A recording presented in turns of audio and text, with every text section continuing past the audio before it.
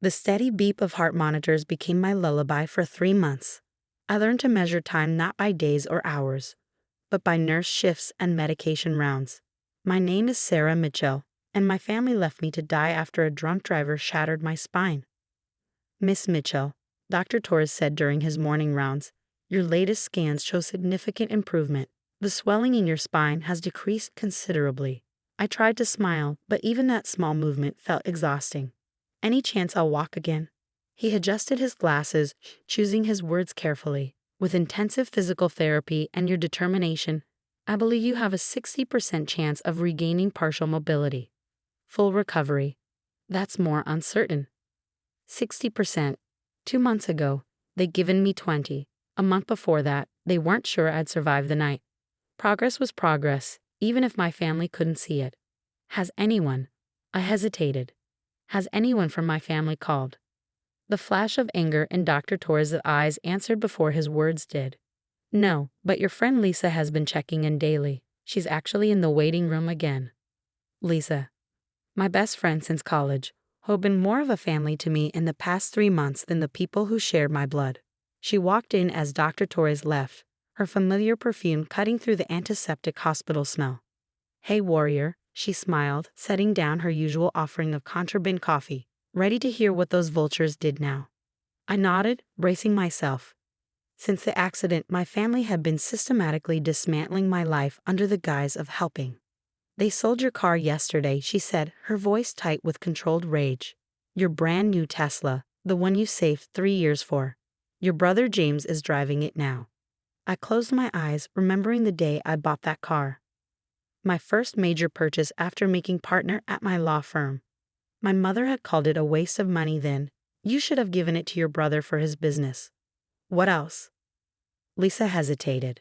They've been telling people you're, well, basically brain dead. Your father told your firm you'd never practice law again.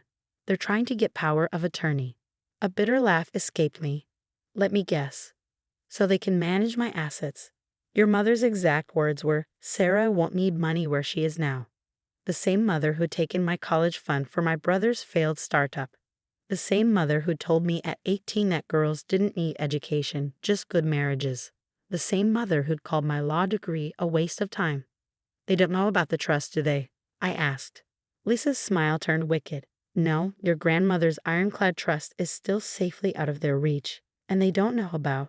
She glanced around before whispering, the ticket. Ah, the ticket. The lottery ticket I'd bought the morning of my accident, tucked into my wallet and forgotten, until Lisa found it while gathering my personal effects. The ticket we hadn't checked yet, becoming our private symbol of hope. Still don't want to check the numbers? Lisa asked. Not yet. Right now, it could be worth millions. Let me have that dream a little longer. She squeezed my hand. Your physical therapist says you're making miracle progress. You might not need lottery millions. No, I agreed, but revenge millions would be nice.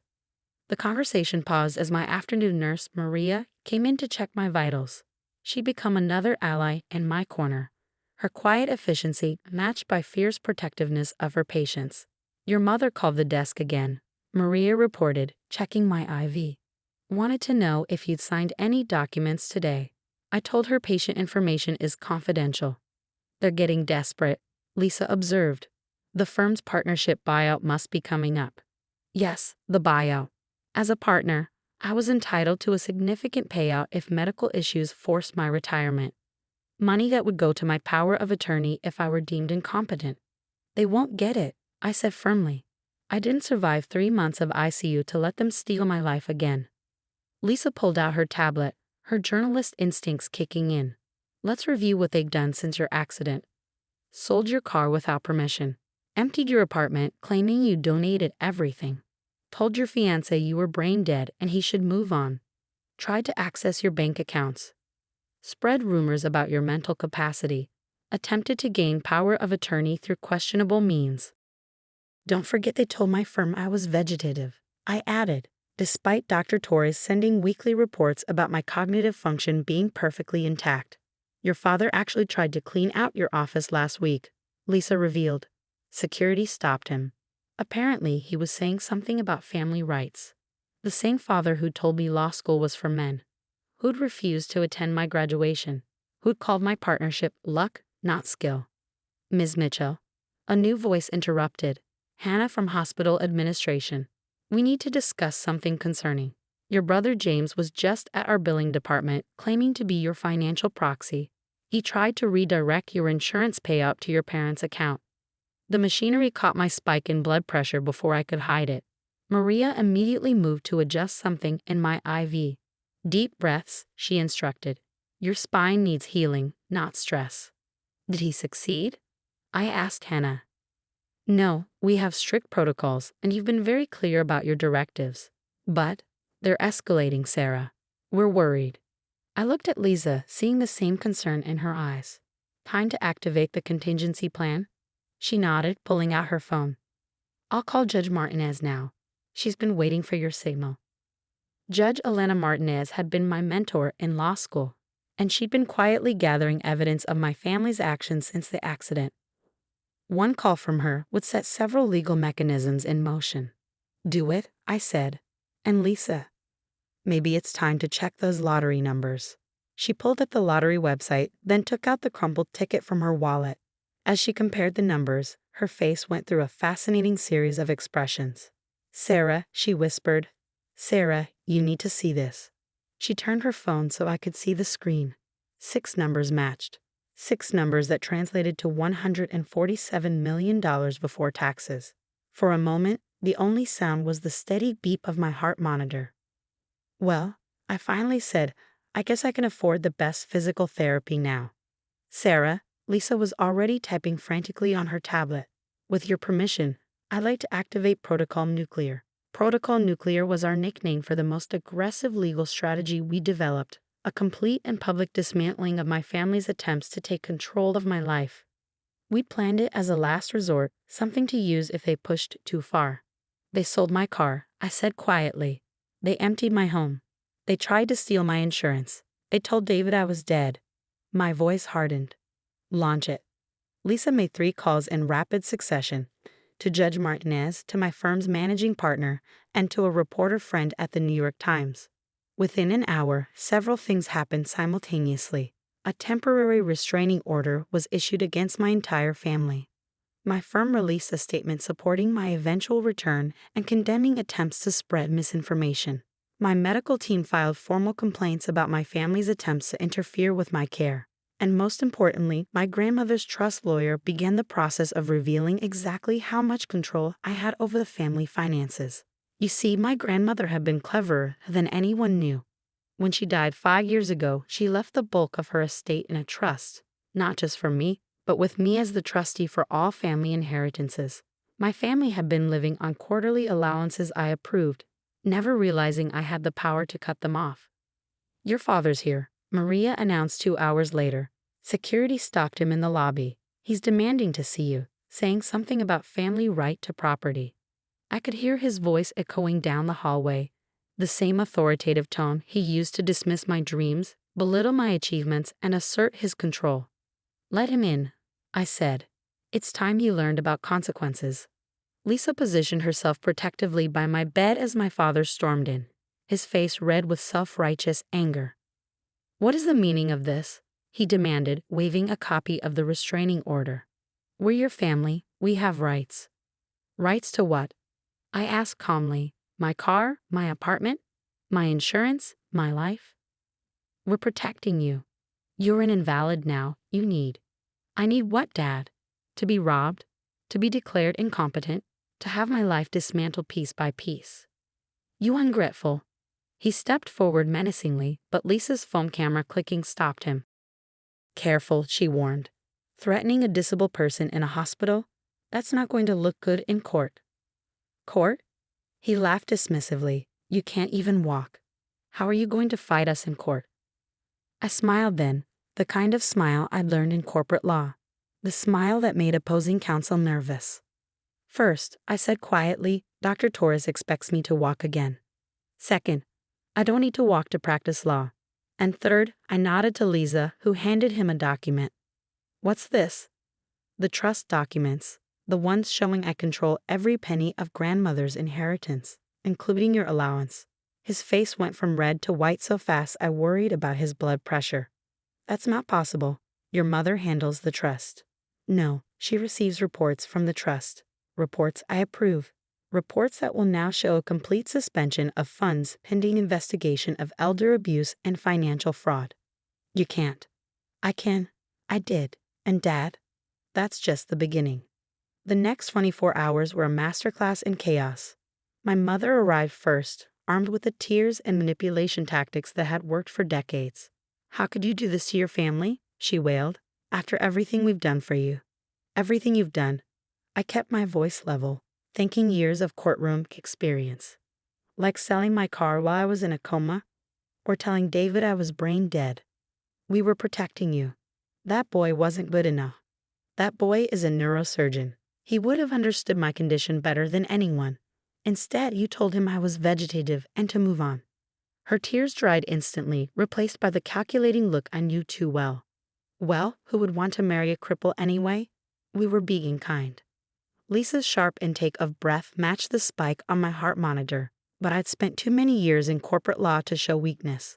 Security, I called calmly. The guard who'd been stationed outside my door stepped in. Please escort my mother out, and make sure to record any statements she makes about cripples for our legal team. As she was led away, still alternating between threats and tears, my phone buzzed with a message from David. Just saw the restraining order filing. Is it true? Are you really conscious and recovering? I stared at the message, remembering our last conversation 3 months ago, the morning of my accident. We'd been planning our wedding, arguing playfully about flower arrangements. He'd wanted roses. I'd wanted lilies. Yes, I typed back. They lied to you. I'm sorry you found out this way. His response came instantly. I'm on my way. The next visitor was my brother James, arriving in my Tesla, of all things. Nice car, I commented as he strutted in. How much did you pay for stolen property? Mom and Dad sold it to me legally. You were brain dead, remember? His smirk faltered when he saw I was sitting up, clearly alert and coherent. Funny thing about being brain dead, I said, pulling up documents on my tablet. You usually can't pass cognitive tests or approve legal documents. Like this one, freezing your access to the trust fund. You can't do that. I have deals pending, investors waiting. You mean like the investors from your last 3 failed businesses? The ones grandmother's trust quietly repaid to avoid family embarrassment? His face twisted. You think you're so smart with your law degree and fancy job. Look at you now, stuck in a hospital bed, probably never walking again. You're nothing. And yet, I smiled. I'm still more successful from this hospital bed than you've ever been. By the way, how are you planning to make the Tesla payments without the trust money? He stormed out, nearly colliding with Dr. Torres, who'd arrived for evening rounds. Your blood pressure is elevated, he frowned, checking my charts. These confrontations aren't good for your recovery. Sometimes healing requires removing toxic elements, I replied. How's my spine looking? The latest scans are promising. The experimental treatment seems to be working better than expected. With intensive therapy, you might be walking sooner than we thought. Lisa, who'd been quietly documenting everything from the corner, looked up. Soon enough for a court appearance. Dr. Torres smiled. Perhaps. But first, you have a visitor who actually has your best interests at heart. David walked in, still in his surgical scrubs, looking like he'd run all the way from his hospital across town. He stopped at the doorway, taking in my appearance, thinner, paler, but very much alive and aware. They told me you were gone, he whispered. Your mother said you'd never wake up, that keeping hope alive would only hurt more. They told me you'd abandoned me, I replied, that you'd realized a paralyzed wife wasn't worth waiting for. He crossed the room in 3 strides, carefully taking my hand. I would have waited forever if I'd known. I tried to see you, to read your charts, but they had security block me as a non-family member. Well, Lisa interrupted with a grin. Good thing Sarah made sure that engagement contract included medical proxy rights before the accident. Once activated, it overrides family objections. David's eyes widened. The contract you insisted on? The one your father called paranoid? 7 years of corporate law teaches you to prepare for everything, I said, including family betrayal. Just then, my phone buzzed with news alerts. The story had broken. Prominent lawyer left for dead by family while they looted her assets. Family attempts to defraud injured daughter of millions. Trust fund frozen amid allegations of elder abuse and fraud. Your friend at the Times works fast, Lisa commented. Speaking of fast, I said, how quickly can you get Judge Martinez here? I think it's time to file some criminal charges. David squeezed my hand. You're going after them legally. They tried to steal my life while I was fighting for it. Actions have consequences.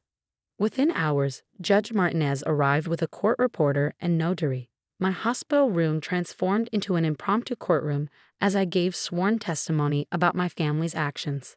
Let me be clear, Judge Martinez said, reviewing the documents. While you were in ICU, they sold your possessions, attempted to access your accounts, lied about your medical condition, and tried to fraudulently obtain power of attorney? Yes, Your Honor. And those are just the actions we can prove so far. She shook her head.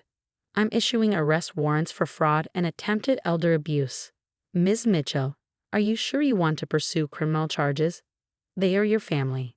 No, Your Honor. They're people who saw my injury as an opportunity to steal everything I've worked for. Real family doesn't do that. As if on cue, my phone buzzed with a text from my mother. You ungrateful brat. After everything we've sacrificed, you'll regret this. I showed it to the judge, who added witness intimidation to the charges. Later that night, as David dozed in the visitor's chair and Lisa worked on her exposé, I finally allowed myself to feel everything: the pain, the betrayal, the anger, and surprisingly, the relief. You okay? Lisa asked, noticing my silence. I think I am, I realized. For the first time in as long as I can remember, I'm free of their manipulation. It just took nearly dying to break their hold. And becoming a multimillionaire, she added with a smirk. When are you telling them about the lottery win? I looked at David, who'd stood by me through years of family drama before they tore us apart. At Lisa, who'd been more loyal than blood. At Dr. Torres's latest scan, showing my spine healing better than anyone expected. Let's wait until they're in court, I decided. I want to see their faces when they realize what they threw away. Because sometimes the best revenge isn't just surviving, it's thriving in ways your abusers never thought possible. The media circus exploded over the next week. Every major network picked up the story.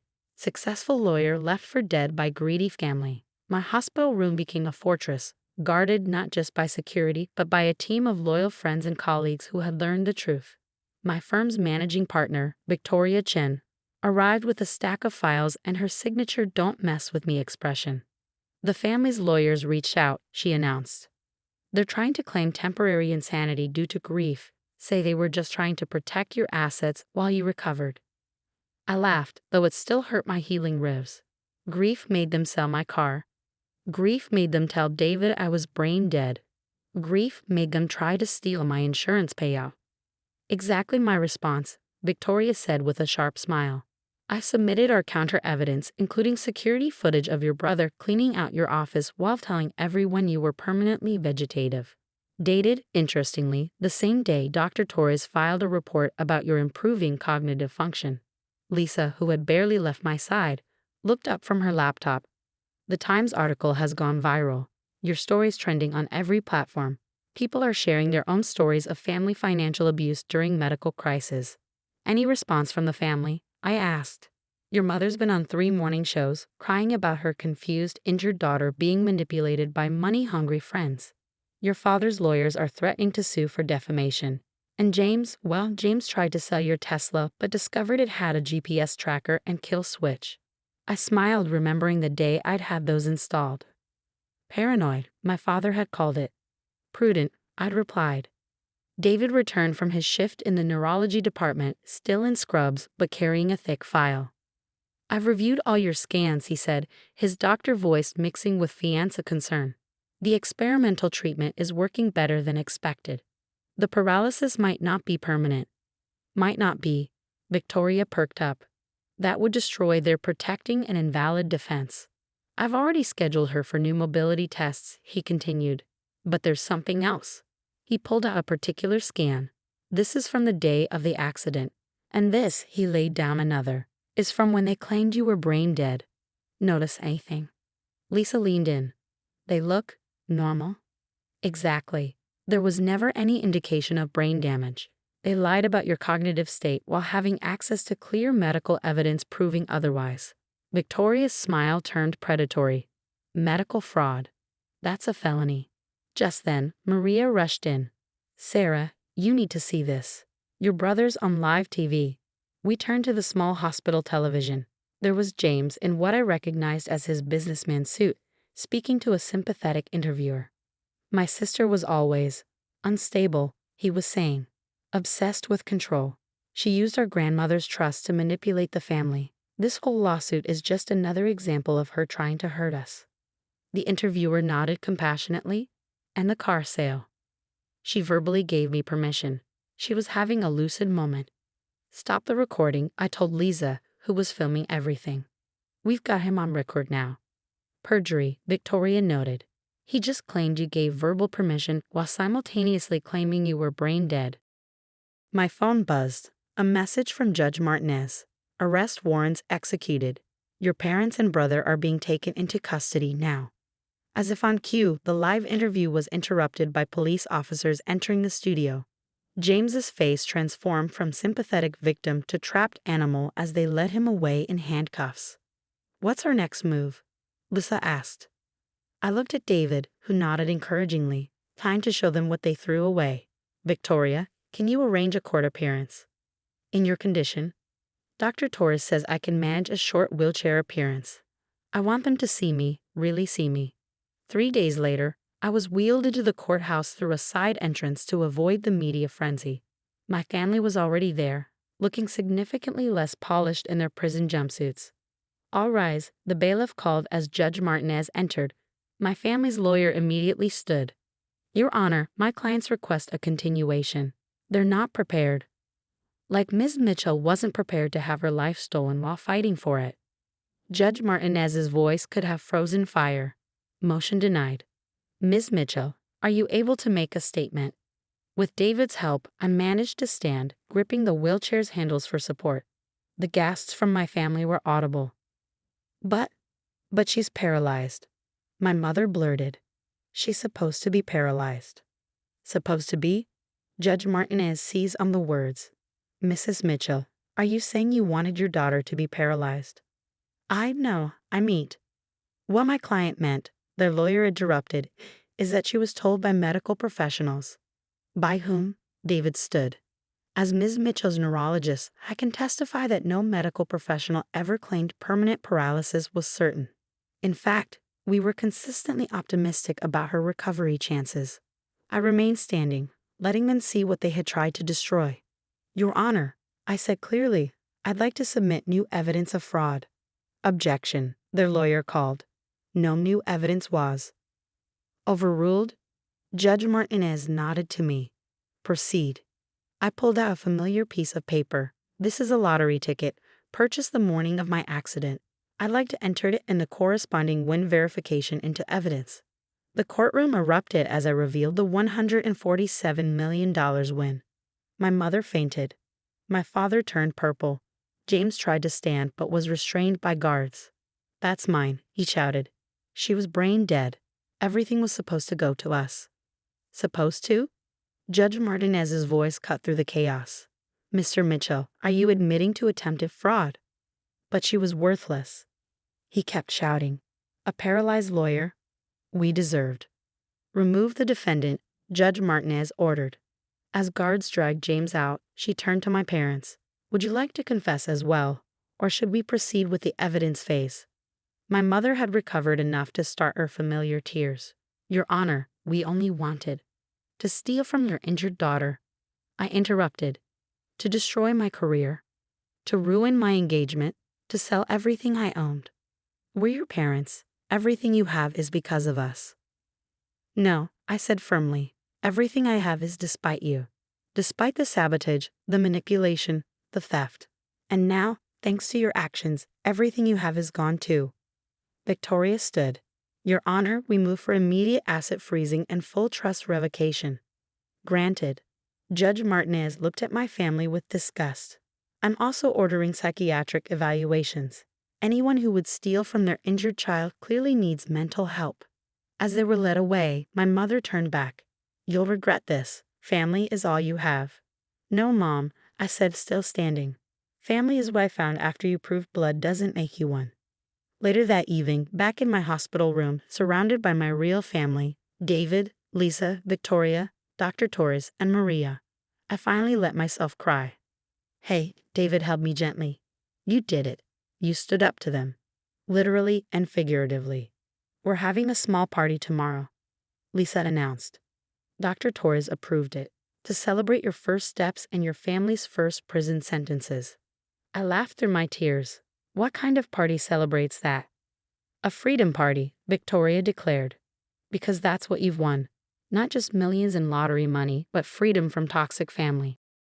My phone buzzed one last time, a message from my mother's sister, my Aunt Sarah, who had been estranged from the family for years. I saw the news. They did the same to me 20 years ago. You did what I couldn't. You fought back. I'm proud of you, niece.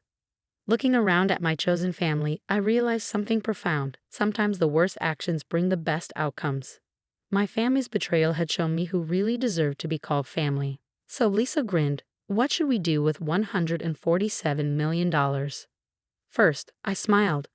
I'm buying back my Tesla. Then, how about a foundation for victims of family financial abuse? Because sometimes the best revenge isn't just winning, it's using your victory to help others fight back too. 1 year later, I stood at the podium of the Mitchell Foundation for Family Abuse Survivors, no wheelchair in sight. The journey from hospital bed to walking again had been grueling. But every step was a victory against those who had wanted me permanently dependent.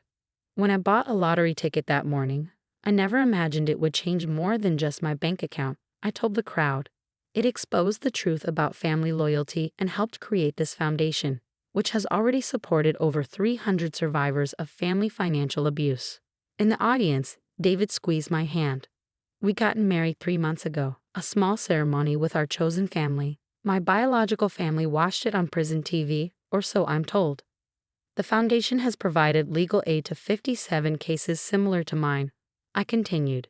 People whose families tried to steal their assets during medical crises. We've won every single case. Lisa, now the foundation's media director, gave me a thumbs up from the side. Her expose on family financial abuse had won a Pulitzer and sparked a national conversation about power of attorney laws. That morning, I received the latest update on my family. My parents' appeal had been denied. They would serve their full sentences for fraud and attempted theft. James had taken a plea deal, agreeing to testify about other family schemes in exchange for a lighter sentence. But the foundation isn't just about legal victories, I said. It's about redefining family. Blood doesn't make a family. Loyalty, love, and respect do. Victoria, now a board member, nodded from the front row. She'd helped draft new legislation protecting incapacitated individuals from family fraud, dubbed the Mitchell Law. After the speech during the reception, Dr. Torres approached me with news. The experimental treatment we use on your spine, it's been approved for general use. The grant from your foundation made it possible. How many people will it help? I asked. Thousands, and thanks to the foundation's medical fund, they won't have to worry about family members stealing their insurance payouts. Aunt Sarah, now an essential part of my life, hugged me tightly. Your grandmother would be so proud. She always said you do great things. Speaking of grandmother, I smiled. Guess what we're doing with her old estate? The mansion where I'd grown up, where I'd been trained to serve my brother, was being converted into a shelter for survivors of family abuse. Every room that had once witnessed my servitude would now help others escape similar situations. The irony is perfect, Lisa grinned.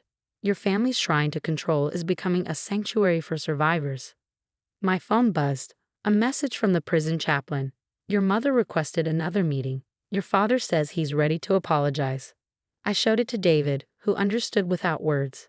We'd been through this before. Their attempts at manipulation hadn't stopped just because they were behind bars. Still not ready? He asked gently.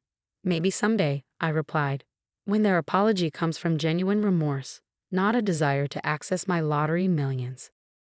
Later that night, as we celebrated the foundation's first anniversary, I looked around at my true family, David, Lisa, Victoria, Dr. Torres, Aunt Sarah, and countless others who had stood by me when blood relations failed. You know what's funny? I told David as we danced slowly. My spine still had good days and bad days. They thought they were destroying my life, but they actually helped me build a better one. How so? Their betrayal led to the lottery discovery, which funded the foundation. Their abuse exposed a nationwide problem we're now fighting. Their attempts to keep me dependent pushed me to help others become independent. Poetic justice, he smiled. More than that, I said, watching Lisa show off her engagement ring to a wonderful reporter who'd helped break my story. It's proof that family isn't about blood, it's about choice. And I choose this family, the one we built from the ashes of betrayal. Because sometimes the worst betrayals lead to the best revelations, and the family that tries to break you becomes the reason you build something unbreakable.